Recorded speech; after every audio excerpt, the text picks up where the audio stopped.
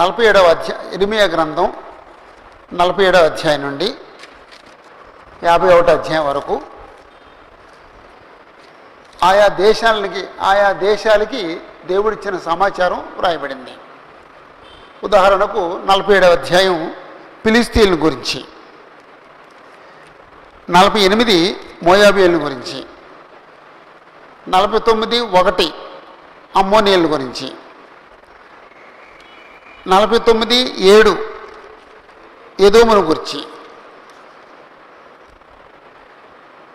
49:23 దమస్కును గురించి, 50వ అధ్యాయం 51వ అధ్యాయం బబులోను గురించి, 52 యూదులు బబులోను చెరకెళ్ళిన విషయం ఇక్కడ ప్రత్యేకంగా రాయబడింది. అయితే దేవుడు ఇశ్రాయేలుకే దేవుడు కాదు, దేవుడైన యెహోవా ప్రపంచమంతటికి అన్ని జనాంగాలకి దేవుడు, అన్ని జనాంగాల్ని సృష్టించిన వాడు ఆయనే, అన్ని జనాంగాలు నీతిగా బ్రతకాలను కోరుకున్నవాడు ఆయనే. ఏ జనాంగమైనా సరే నీతి తప్పితే ఆ జనాంగాన్ని శిక్షించేవాడు ఆయనే. కాబట్టి యెహోవా దేవుడు ఇశ్రాయేలు దేవుడు అనుకోకూడదు. ఇశ్రాయేలు దేవుడు అన్ని జనాంగాలకి దేవుడు, ఈ సృష్టి అంతటికి దేవుడు.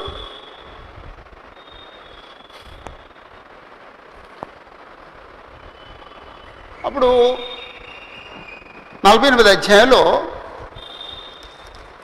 47 వచనాలు ఉన్నాయి. ఈ 47 వచనాలు మోయాబీయుల గురించి రాయబడ్డాయి. అయితే మోయాబీయుల గురించి ఏమి రాయబడ్డాయి? వాళ్ళు ఆశీర్వదించబడ్డారు అని రాయబడ్డాయా, వాళ్ళు నాశనం అవుతారు అని రాయబడ్డాయా, దేని గురించి రాయబడ్డాయి అని చెప్పేసి అంటే వారు నాశనం అవుతారు అనే రాయబడ్డాయి. ఆఖరి వచనంలో ఆఖరి లైన్లో ఒకసారి చూడండి, 48వ అధ్యాయం ఆఖరి మాట, ఇంతటితో మోయాబును గుర్చిన శిక్షా విధి ముగిసెను. అంటే అధ్యాయం అంతట్లో ఏం చెప్పాడు అన్నమాట అండి, వాళ్ళకి కలిగే శిక్షా విధి గురించి చెప్పాడు.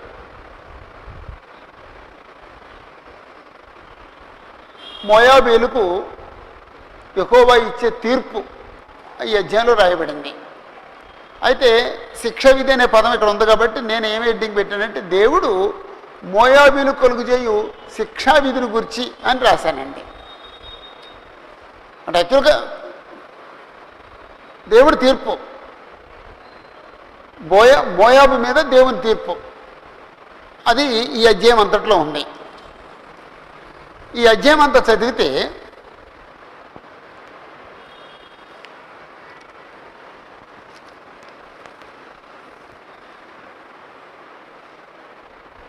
లేకపోతే మొట్టమొదట అసలు మోయాబీయులు ఎవరు, వీళ్ళు ఆడుదనేమిటి? ఆదికాండం 19వ అధ్యాయంలో మోయాబీయుల గురించి రాయబడింది. దేవుడైన యెహోవా సొదొమ గుమొర్రాను నాశనం చేసిన తర్వాత లోతు, అతని భార్య, అతని 2 కుమార్తెలు రక్షించబడ్డారు. అయితే లోతు భార్య దేవుని మాటను ఎదిరించి సొదొమ గుమొర్రా వైపుకు వెనక్కి తిరిగి చూసింది.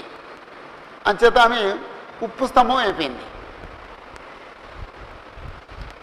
అప్పుడు లోతు, ఇతర 2 కుమారులు మాత్రం మిగిలారు. వారు సోయర్లో నివసించారు.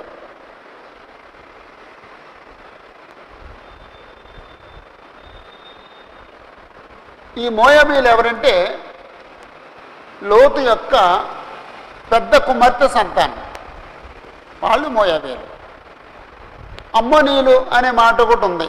అమ్మోనీయులు ఎవరంటే లోతు యొక్క చిన్న కుమార్తె సంతానం. ఆదికాండం 19వ అధ్యాయంలో ఆ విషయాన్ని మనం చూడవచ్చు. ఈ ఎదోమీయులు మోయాబీయులు ఎక్కడ నివసించేవారంటే మృత సముద్రానికి తూర్పు వైపున నివసించేవారు. అంటే మీరు మృత సముద్రం బొమ్మ వేసుకుంటే దాని కుడివైపున, అంటే మన చేతికి కుడివైపున తూర్పు వైపున అనమాట అండి, తూర్పు వైపున మోయాబీయులు నివసించారు. దానికి కొంచెం పైన అమ్మోనీయులు నివసించారు. వీలైతే అమ్మోనీయుల గురించి తర్వాత మనం చదువుదాం. ఇప్పుడు అమ్మోనీయుల గురించి చదవద్దు, ఆలోచించవద్దు. మోయాబీయుల గురించి మాత్రం ఆలోచిద్దాం. ఒకవేళ మోయాబును గురించి ఆలోచిస్తే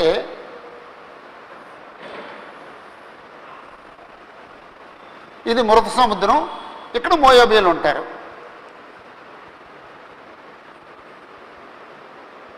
మోయాబు ఓకే, మృత సముద్రము.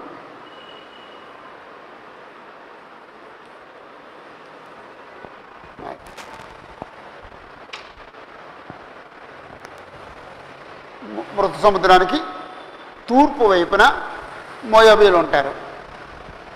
ఇది తూర్పు, ఇది పడమర, ఇది ఉత్తరం, ఇది దక్షిణం.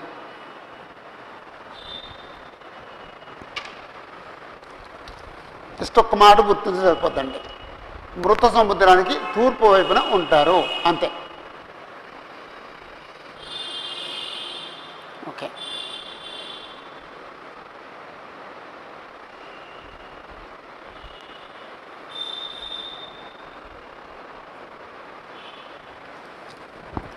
ఈ అధ్యాయంలో మోయాబు అనే మాట 31 సార్లు ఉందండి. మీరు మళ్ళీ లెక్క పెట్టుకోండి, ఏమన్నా 1-2 పెరిగితే పెరగచ్చు. ఇంచుమించు 31 సార్లు మోయాబు అనే పదం ఉందండి.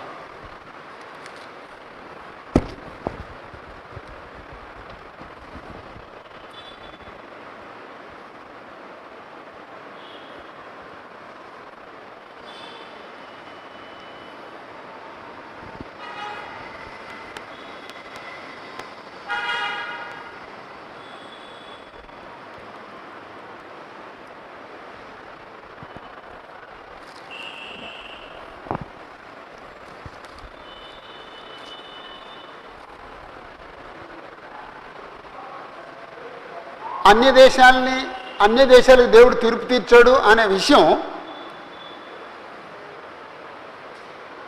చాలా పుస్తకాల్లో, చాలా ప్రవక్తల గ్రంథాల్లో, చాలా గ్రంథాల్లో ఉన్నాయి.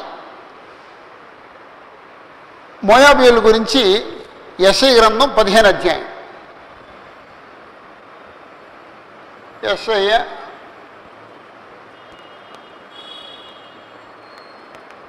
15 అధ్యాయం. యెహెజ్కేలు 25, యెహెజ్కేలు 25. ఆ తర్వాత ఆమోసు 2, ఆమోసు 2, 1, 3 వచనాలు. జెఫన్యా 2, 1 నిమిషం, 7-8 వచనాలు, అది 8-9 వచనాలు.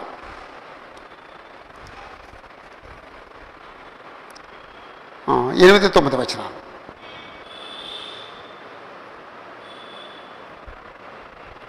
అంటే మోయాబు నాశనాన్ని గురించి యెషయా గ్రంథం 15 అధ్యాయాలు ఉంది, యెహెజ్కేలు 25 అధ్యాయాలు, ఆమోసు 2 అధ్యాయాలు, జెఫన్యా 2 అధ్యాయాలు ఉన్నాయి. మీరు తర్వాత నెమ్మదిగా, అంటే ఇప్పుడు చదవటానికి లేదు, మీరు తర్వాత చదువుకోండి.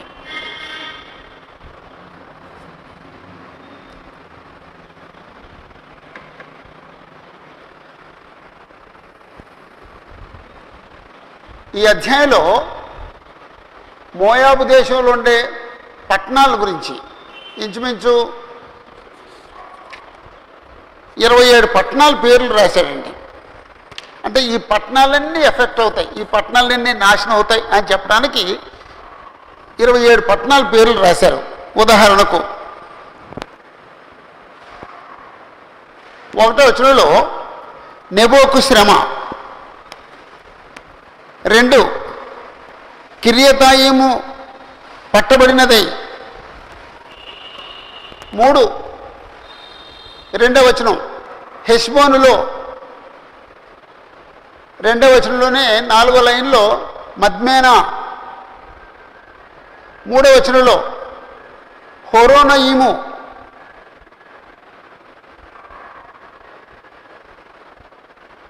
5వ వచనంలో కూడా హోరోనయీము అనే హోరోనయీము ఉంది. 5వ వచనంలో 2వ లైన్లో లూహీతు,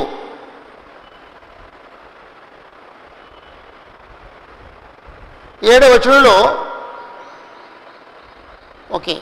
అంటే 7వ వచనంలో కెమోషు దేవత అనే పేరుంది, కెమోషు పట్టణం కూడా ఉంది.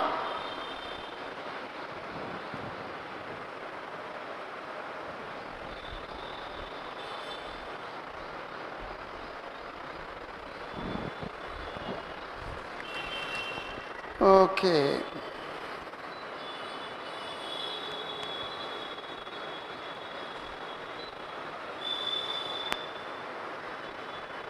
పద్దెనిమిదవ వచనంలో దీబోను, 19వ వచనంలో అరోయేరు, 20వ వచనంలో 4వ లైన్లో అర్నోను, 21వ వచనంలో హోలోను, యాహసు, మేపాతు, దీబోను, నెబో, బేత్ దిబ్బలతయిము, కిర్యతాయిము, బేత్కెమూలు, బేత్మెయోను, కెరియోతు, బొస్రా. అంటే ఈ 2 వచనాల్లో 3 వచనాల్లో 11 పట్టణాల పేర్లు రాశాడండి.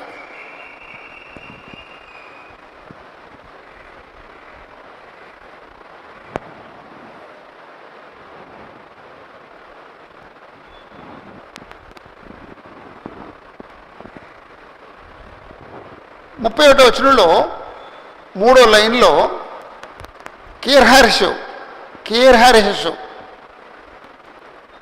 32వ వచనంలో సిబ్మా, యాజెరు,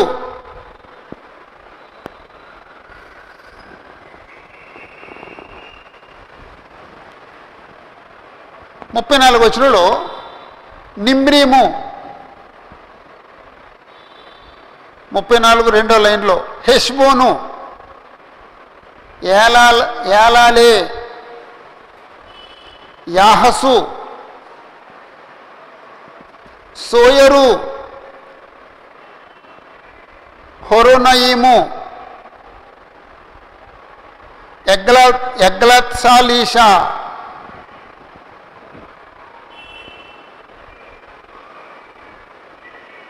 ముప్పై 36వ వచనంలో 3వ లైన్లో కీర్హర్షు ఇంతకుముందు వచ్చింది.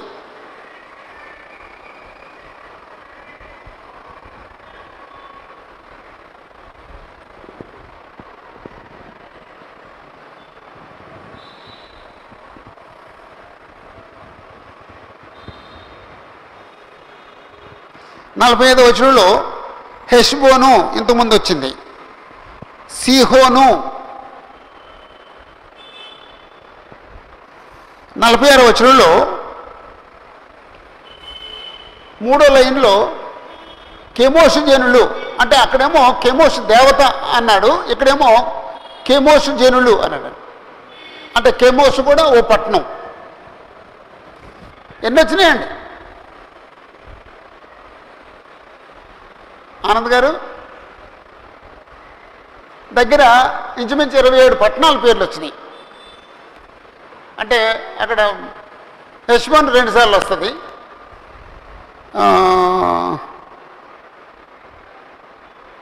యాహసు 2 సార్లు వస్తుంది,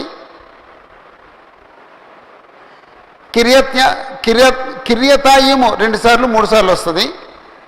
అవి గమనించుకుని అర్నోను 2 సార్లు వస్తుంది, అటుకు జాగ్రత్తగా దీవోను 2 సార్లు వస్తుంది. రాసిని రాయకుండా జాగ్రత్తగా రాసుకోండి. ఓకే, ఇంచుమించు 27-30 పట్టణాల పేర్లు ఈ అధ్యాయాలు ఉన్నాయి. అంటే మోయాబులో ఉండే అన్నిటికీ దేవుడు తీర్పు తీరుస్తాడు అని చెప్పడానికి ఈ పట్టణాల పేర్లన్నీ వ్రాయబడ్డాయి. యెషయా గ్రంథంలో ఈ పట్టణాలన్నిటి పేర్లు లేవు, కొన్ని పట్టణాల పేర్లే ఉన్నాయి, 5-6 ఉన్నాయి. ఇక్కడ మాత్రం ఎక్కువ సమాచారం ఇచ్చాడండి.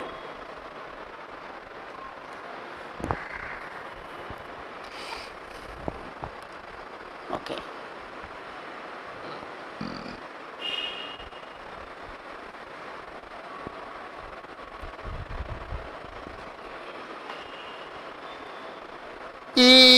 ఈ అధ్యాయం రాసిన సమయానికి మోయాబీయులు ఏ చెరకు వెళ్ళలేదటండి, ఏ చెరకు వెళ్ళలేదు. వాళ్ళు ప్రశాంతంగా బ్రతుకుతున్నారు. అంతకంటే ముందు అంటే అసలు మోయాబీయులు ఎక్కడ స్టార్ట్ అయ్యారు అని చెప్పేసి అంటే అబ్రహాం కాలంలో ప్రారంభమైంది. వాళ్ళ మోయాబీయులు అనేవాళ్ళు అబ్రహాం కాలంలోనే ప్రారంభమయ్యారు. ఇశ్రాయేలీలు ఐగుప్తు నుంచి తిరిగి వస్తున్నప్పుడు మోయాబు గుండా వెళ్ళడానికి ప్రయత్నం చేశారు, కానీ వాళ్ళు అనుమతి ఇవ్వలేదు. అంచేత వాళ్ళు ఎదోమీయుల్ని అలాగే మోయాబీల్ని చుట్టూ తిరిగి అంటే బైపాస్గా వెళ్ళారన్నమాట. అండి చుట్టూ తిరిగి మోయాబ్ మైదానానికి వెళ్ళారు. అప్పుడు రాజు బాలాకు బిలాముని పిలిపించి మోయాబు రాజు అయిన బాలాకు బిలాముని పిలిపించి ఇశ్రాయేలుని శపించమని కోరుకున్నాడు. కానీ దేవుడు బిలాము నోట ఆశీర్వాదం ఇచ్చాడు, ఇశ్రాయేలుని ఆశీర్వదించాడు. ఆ విధంగా వ్యతిరేకత ఉంది వాళ్ళకి. కానీ దేవుడైన యెహోవా ఏం చెప్పాడు తెలుసా అంటే ఇశ్రాయేలుకి, మోయాబీయులతో యుద్ధం చేయొద్దు, వాళ్ళని బాధ పెట్టొద్దు, వాళ్ళని హింసించొద్దు. ఆ దేశాన్ని మోయాబీలకి ఇచ్చాను, ఆ దేశంలో ఒక్క అడుగు కూడా మీకు ఇవ్వను అని చెప్పాడు దేవుడు. ఒక్క అడుగు కూడా ఇవ్వను, ఆ దేశం వాళ్ళది. అంటే దేవుడు వాళ్ళ గురించి అంత శ్రద్ధ తీసుకున్నాడు. ఇశ్రాయేల్ ప్రజలు కూడా వాళ్ళతో యుద్ధం చేయకుండా జాగ్రత్త పడ్డారు. కానీ వాళ్ళు మాత్రం ఇశ్రాయేలు కీడు చేయడానికి ప్రయత్నం చేశారు. ఆ తర్వాత మోయాబు స్త్రీ రూతు అక్కడి నుంచి వచ్చి ఇశ్రాయేలుతో కలిసింది. దావీదు తన తల్లిదండ్రుల్ని సౌలు చంపడానికి ప్రయత్నం చేసినప్పుడు తన తల్లిదండ్రులు తీసుకెళ్ళి మోయాబు రాజుకు అప్పగించాడు, అక్కడ భద్రత కోసం. అలాగా కొంతకాలం స్నేహంగా ఉన్నారు. అహాబు కాలంలో మోయాబీలు పన్ను కట్టారు. కొన్ని సమయాల్లో మోయాబీలు ఇశ్రాయేలుకు పన్ను కట్టారు. ఇలాగా చరిత్ర కొనసాగింది. అయితే ఇర్మియా ఏమంటాడంటే, లేకపోతే దేవుడు ఏమంటాడంటే, వాళ్ళు ప్రశాంతంగా బ్రతికారు, బాల్యం నుండి ఏ ఇబ్బంది లేకుండా బ్రతికారు అని చెప్పేసి అన్నాడు. చూడండి ఒకసారి 11వ వచనంలో, మోయాబు తన బాల్యము నుండి నెమ్మది నొందెను. కొండలో నీళ్ళు కదలకుండా కూర్చున్నాడు అంటారు. ఆ విధంగా వాళ్ళు ప్రశాంతంగా బ్రతికారు. కానీ ఇప్పుడు వాళ్ళకి శ్రమ వచ్చింది. ఎంతమంది శ్రమ పడ్డారు అని చెప్పేసి అంటే అందరూ శ్రమ పడ్డారండి. ఉదాహరణకు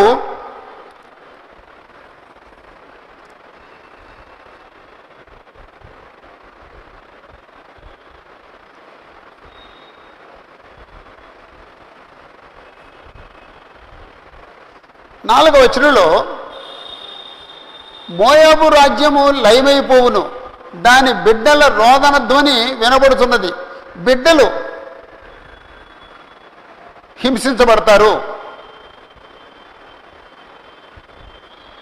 7వ వచనంలో 3వ లైన్లో, ఒకడును తప్పకుండా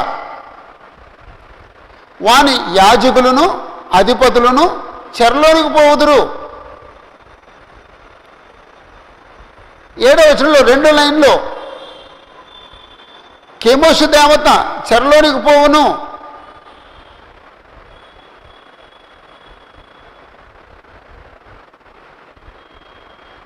8వ వచనంలో 2వ లైన్లో సంహారకుడు అంటే నెబుకద్నెజరే, సంహారకుడు ప్రతి పట్టణం మీదికి వచ్చును, ఏ పట్టణమును తప్పించుకొన చాలదు.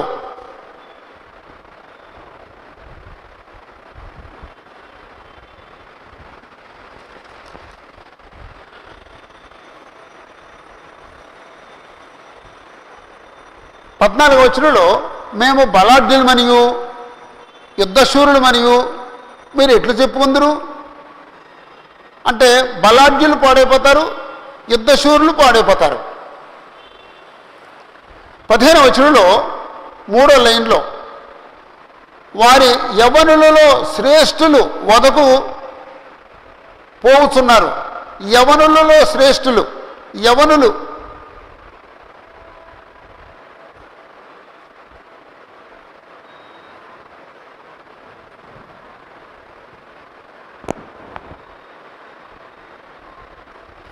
ఇరవై 24వ వచనంలో 2వ లైన్లో మోయాబు దేశ పురములన్నిటికీ శిక్ష విధింపబడి ఉన్నది.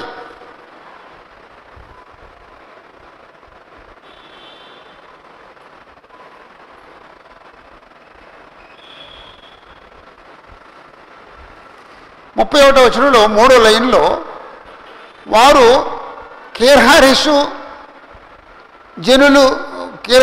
జనులు లేకపోయారని మొర్రపెడుతున్నారు. జనులందరూ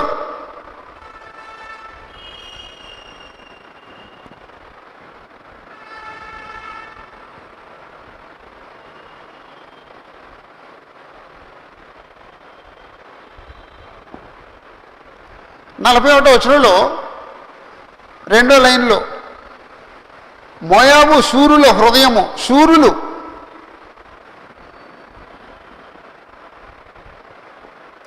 43వ వచనంలో మోయాబు నివాసులందరూ,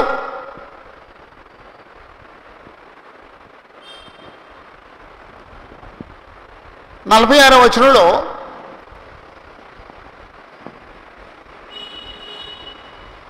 నాలుగో లైను నీ కుమారులు చెరపట్టబడిరి.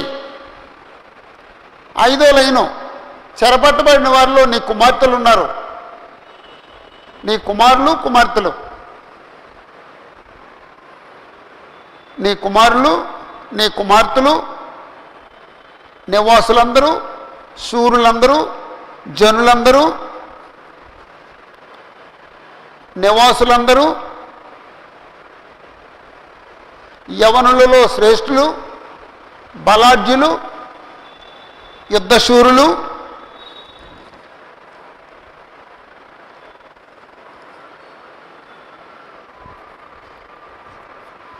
అంటే మొత్తం అందరూ ఇన్వాల్వ్ అయ్యారండి.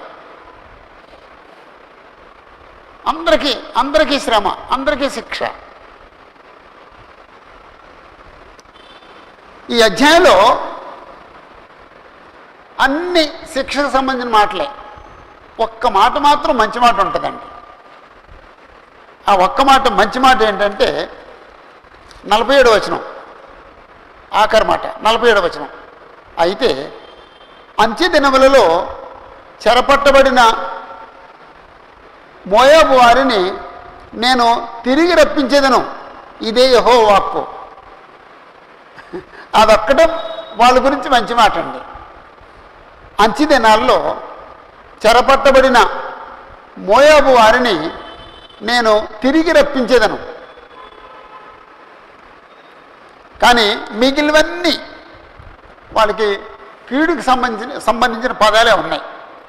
కీడుకు సంబంధించిన పదాలు మొట్టమొదటి నుంచి చూద్దాం ఒకసారి. నెబోకు శ్రమ, అది పాడైపోతున్నది. కిరియతాయేమో పట్టబడినదై అవమానమునందుతున్నది.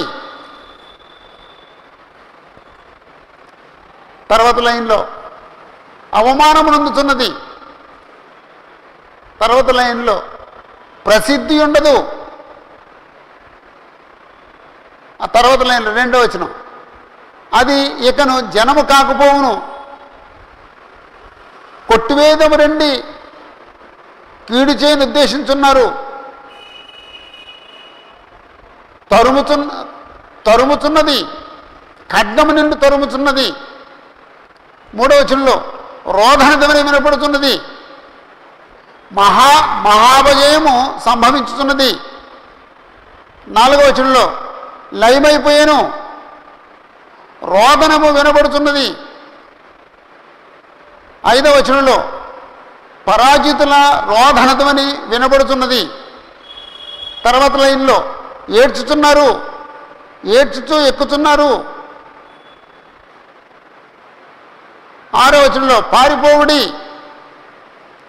7వ వచనంలో చెరలోనికి పోవును, లేకపోతే బడిదవు, చెరలోనికి పోవును. ఒకడును తప్పకుండా యాజకులను అధిపతులను చెరలోనికి పోవుదురు.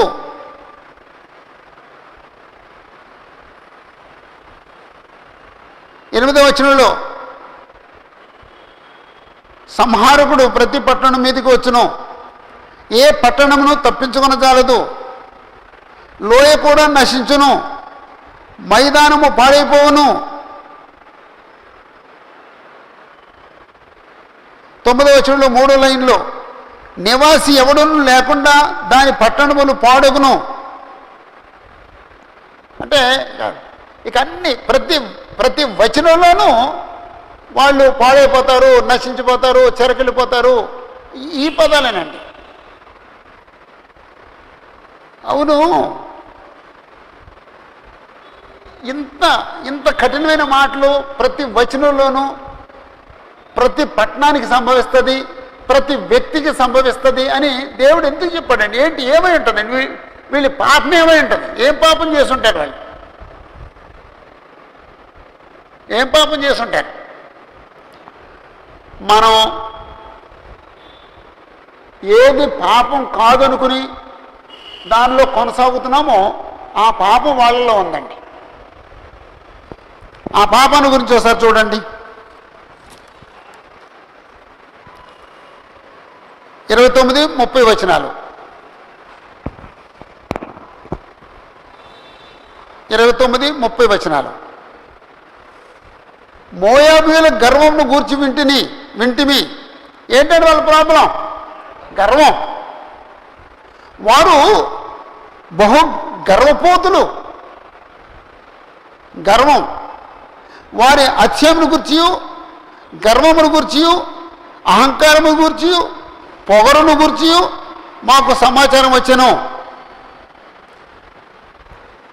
గర్వమును గూర్చి, గర్వపోతులు, అత్యమును గూర్చి, గర్వమును గూర్చి, అహంకారమును గూర్చి, పొగరును గూర్చి, వారి తామసమును వచించరాని వారి ప్రగల్భములను నాకు తెలిసే ఉన్నవి. ప్రగల్భములు.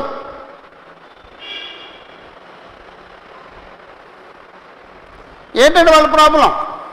గర్వం.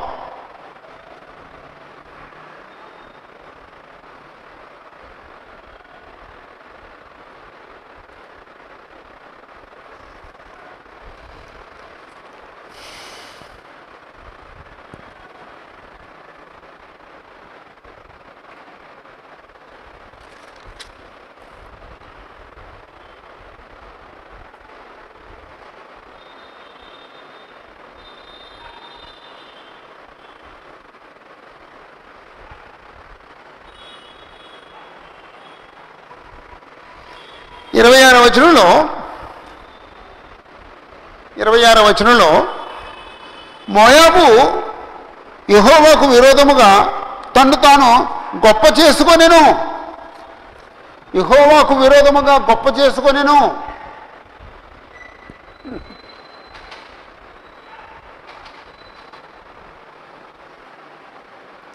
నలభై 42వ వచనంలో మోయాబు యెహోవా కంటే గొప్పవాడినని అతిశయపడగా, యెహోవా కంటే గొప్పవాడినని అతిశయపడ్డారటండి.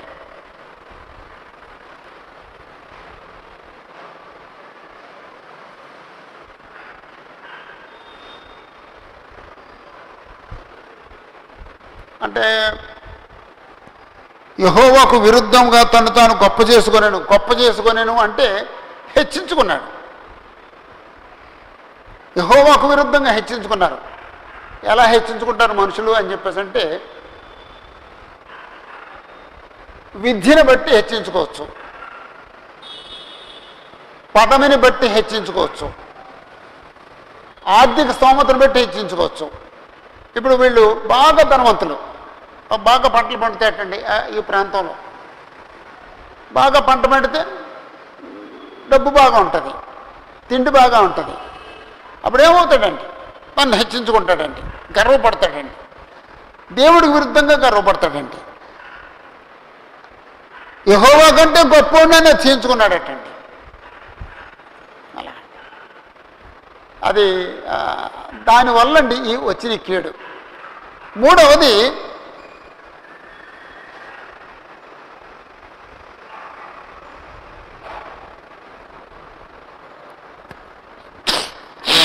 ఇరవై 27వ వచనంలో ఇశ్రాయేలును నీవు అపహాస్యాస్పదముగా ఎంచలేదా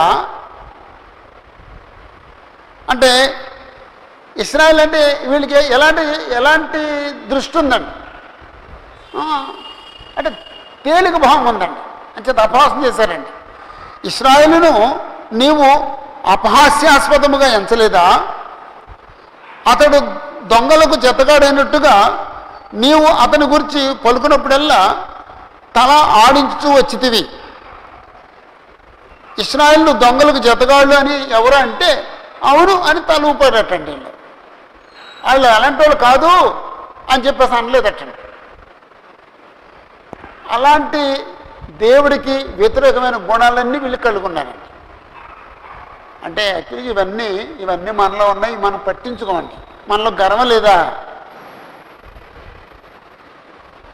దేవుడి కంటే ఎక్కువ అతిశయించట్లేదా? మన డబ్బులు చూసి, బట్టలు చూసి, బంగారం చూసి మనం అతిశయించట్లేదా? ఏదన్నా చిన్న ఉద్యోగం వస్తే ఆ రోజునే మానేస్తాం మనం. అసలు మన చదువుల్లో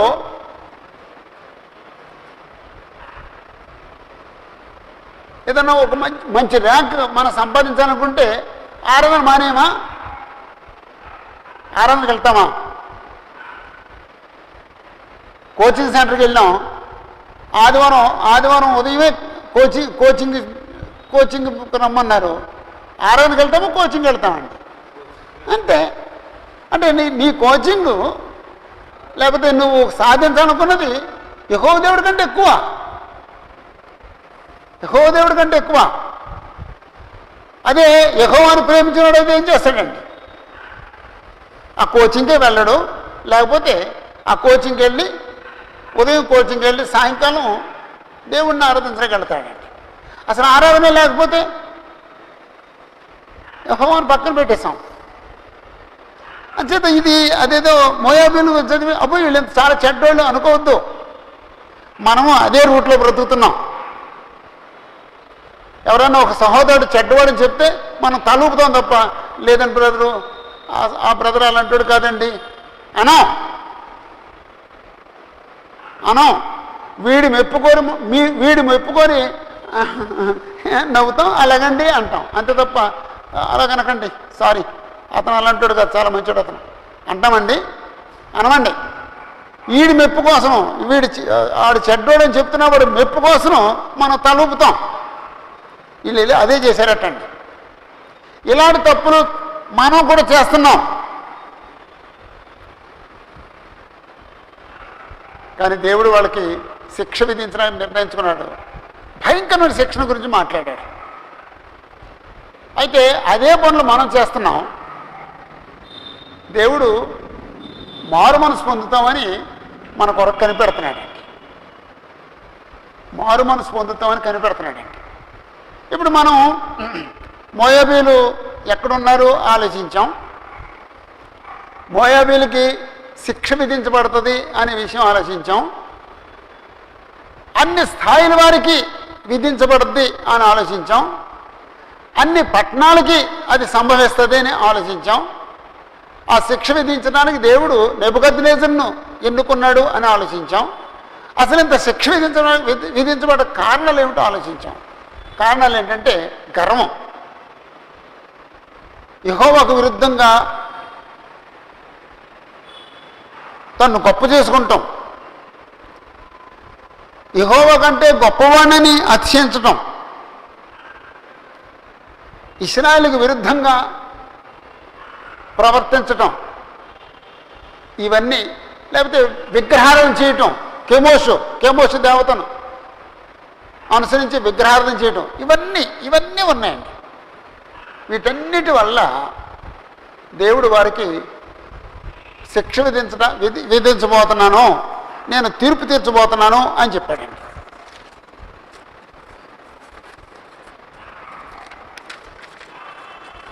నలభై ఎనిమిది అధ్యాయానికి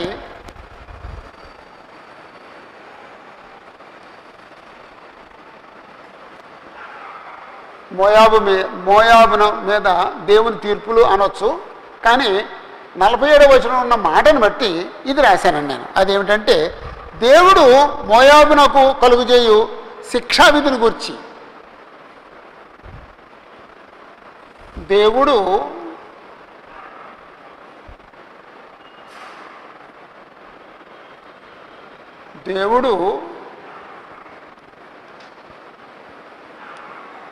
మోయాబునకు కలుగజేయు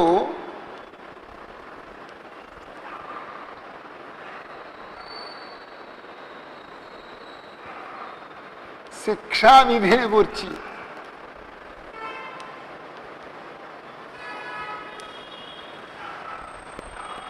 దేవుడు మోయాబునకు కలుగజేయు శిక్షావిధిని గురించి,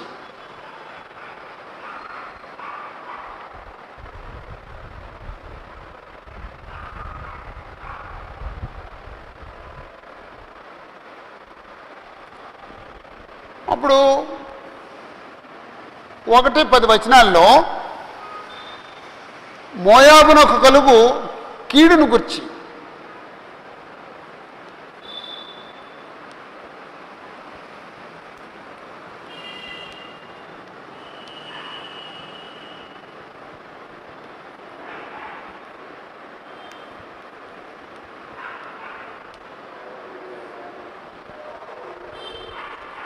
అంటే నేను కీడు అనే పదం వాడాను, ఏదన్నా వాడచ్చండి.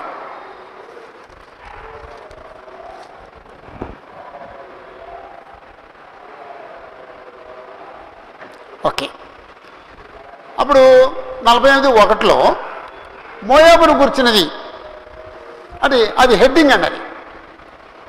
అంటే జనరల్గా మోయాబును గురించి, అంటే మోయాబును గురించి ఏది, వాళ్ళు ఆశీర్వదించబడతారనా శిక్షించబడతారని. కాబట్టి ఆ చివరి మాట శిక్షావిధిని గురించి అన్నాడు కాబట్టి మనం హెడ్డింగ్ అది పెట్టుకున్నాం. ఇశ్రాయేలు దేవుడు యెహోవా ఎలాగ సెలవిస్తున్నాడు, దేవుడు ఇలా సెలవిస్తున్నాడనే మాటలు 1వ వచనంలో ఉంది.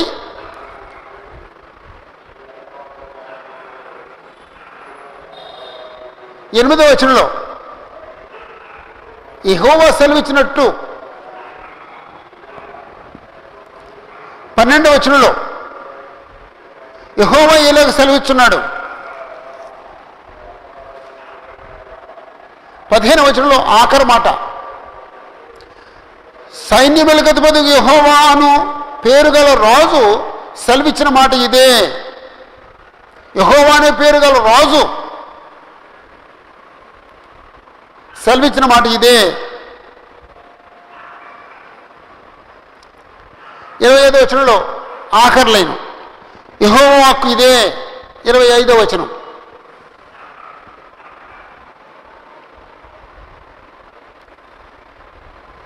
29, 30 కలిసి ఉన్నాయి. 30వ వచనంలో ఆఖరి మాట, ఇదే యెహోవా వాక్కు.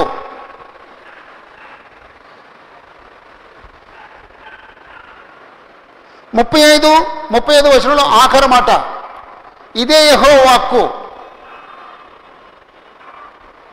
38లో ఆఖరి మాట, ఇదే యెహోవా వాక్కు.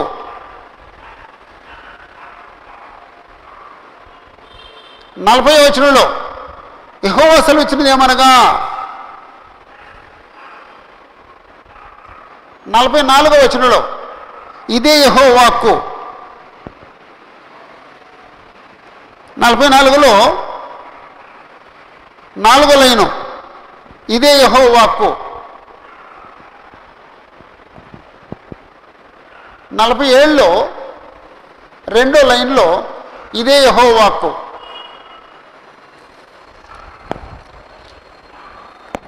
ఇదే యెహోవా వాక్కు అనే పదం తరచూ వాడబడింది. ఒక అంశం చెప్పడం ఇదే యెహోవా వాక్కు, ఒక అంశానికి ముందు యెహోవా సెలవిచ్చినది ఏమనగా అలా రాశాడనమాట అండి. ఓకే, ఇశ్రాయేలు దేవుడు యెహోవా ఎలాగ సెలవిస్తున్నాడు, ఏమని సెలవిస్తున్నాడు? నెబోకు శ్రమ. నెబో ఎక్కడండి? నెబో గురించి ఎప్పుడైనా విన్నాం మనం? నెబో ఎక్కడిది? నెబో శిఖరం. మోషే చనిపోయింది నెబో శిఖరం. అది మోయాబు సరిహద్దులో ఉంది. అంటే ఇప్పుడు చదివే పట్టణాలు, చాలా పట్టణాలు ఒకప్పుడు మోయాబీల వశంలోను, ఒకప్పుడు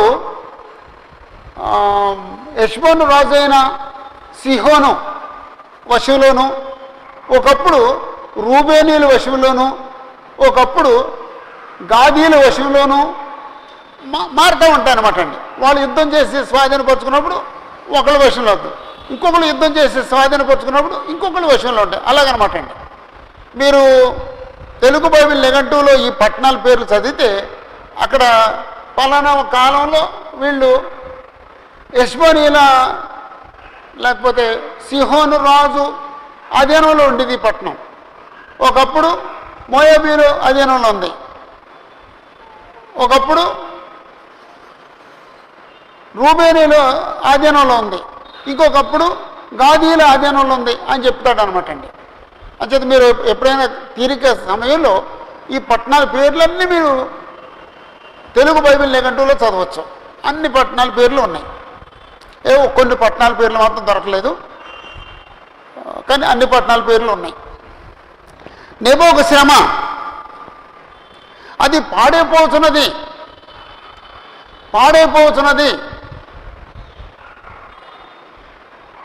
డిస్ట్రాయ్ చేయబడుతుంది. 8వ వచనంలో అదే పదం ఉంది చూడండి.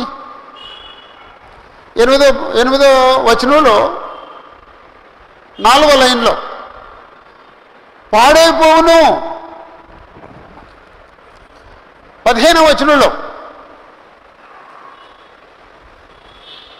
మోయాబు పాడైపోతున్నది. 18వ వచనంలో 2వ లైను, మోయాబును పాడు చేసిన వాడు. 32వ వచనంలో ఆఖరి మాట, నీ వేసవికాల ఫలముల మీదను ద్రాక్ష గెలల మీదను పాడు చేయవాడు పడెను.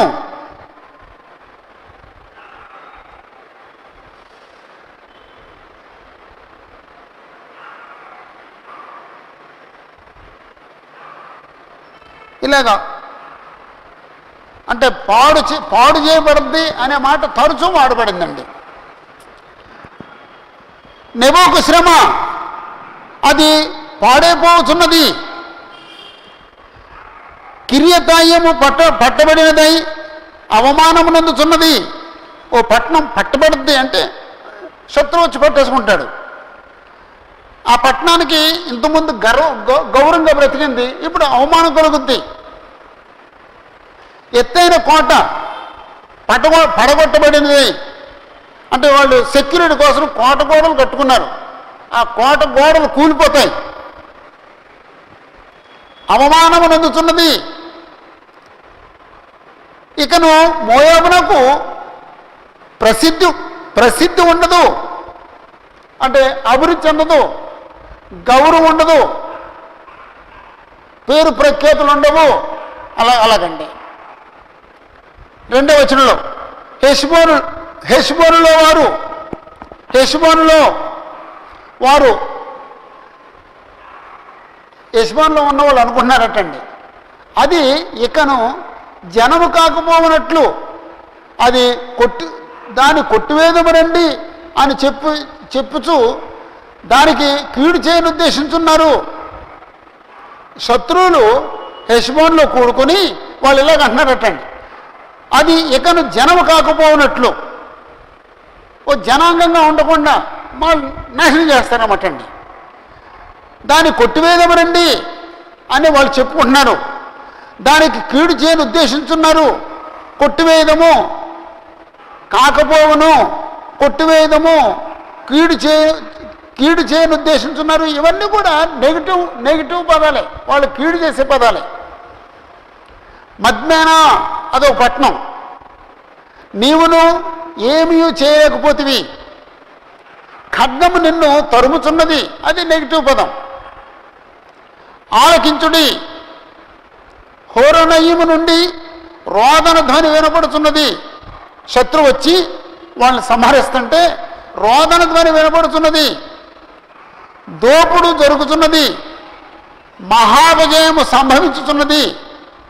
అంటే శత్రువు వచ్చి దోచుకుపోతున్నాడు, దోపుడు జరుగుతున్నది, దోచుకుపోతున్నారు. మహాపజయము, అపజయము, మహాపజయము అంటే ఘోరమైన అపజయం సంభవించుతున్నది. 4వ వచనంలో మోయాబు రాజ్యము లయమైపోయాను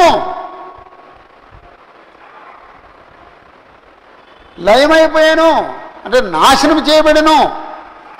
దాని బిడ్డల రోదనధ్వని వినపడుతున్నది. బిడ్డలు అన్నప్పుడు చిన్న బిడ్డలకి వర్తిస్తుంది, కుమారులు కుమార్తెలు ఎవరైనా సరే. రోదనధ్వని వినపడుతున్నది. 5వ వచనంలో హోరోనయీము దిగుదలలో పరాజితుల రోదనధ్వని వినపడుతున్నది. పరాజితులు అంటే ఓడిపోయిన వారి రోదనధ్వని వినపడుతున్నది. జనులు లూహీతును ఎక్కుచు, లూహీతు అనేది ఇది ఒక ఎత్తైన పర్వతం, అది ఎక్కుతూ ఏడుస్తూ దిగుతున్నారు. అలాగంట. అప్పుడు పారిపోవుడి, మీ ప్రాణములు దక్కించుకొనుడి. అంటే అలాంటి పరిస్థితుల్లో ఎవరైనా పారిపోతే వాళ్ళు తమ ప్రాణం దక్కించుకుంటారు. ఒకవేళ పారిపోతున్నప్పుడు శత్రువు దొరికితే చంపేస్తాడు. భయంకరమైన పరిస్థితి. పారిపోవుడి, అరణ్యములోని ఆరుహ వృక్షం వలె ఉండుడి. ఇంతకుముందు కూడా మనం ఆరుహ వృక్షాన్ని గురించి చదివామండి. అంటే అడవుల్లో ఒంటరిగా ఉండే వృక్షం అండి. ఒకవేళ దానికి పువ్వులు పూసినాయి అనుకోండి, ఎవరు ఉపయోగిస్తుంటారు? అడవుల్లో ఎవరు ఉపయోగించుకుంటారు వాటిని? అలాగా. ఒకవేళ పళ్ళు కాసినాయి అనుకోండి, ఎవరు తింటారు? అలాగండి. అంటే మీరు పారిపోయి వృధాగా బ్రతకండి అంటున్నాడు అనమాట అండి. అరణ్యంలోని ఆరుహ వృక్షం వలె ఉండండి. 7వ వచనంలో నీవు నీ క్రియలను ఆశ్రయించితివి, నీ విధులను నమ్ముకుంటివి. అంటే ఒక మనిషికి ఉండే సమస్యల్లో, ప్రాబ్లమ్స్లో ఇదో ప్రాబ్లం. నీవు నీ క్రియలను ఆశ్రయించితివి అంటే ఒక మనిషి దేవుడిని ఆశ్రయించకుండా తన క్రియలను ఆశ్రయిస్తాడు. దేవుణ్ణి నమ్ముకోకుండా తన క్రియలు నమ్ముకుంటాడండి. అది మానవ సమస్య. ఇది వీళ్ళకు ఉండే సమస్యల్లో ఒకటి. నీవు నీ క్రియలను ఆశ్రయించితివి, నీ విధులను నమ్ముకుంటివి. అంటే ఒక మనిషి తన విధులను నమ్ముకోవాలా, యెహోవా విధులు నమ్మాలా? యెహోవా విధులు నమ్మాలని. అది తప్పండి. తర్వాత నీవును పట్టబడిదవు,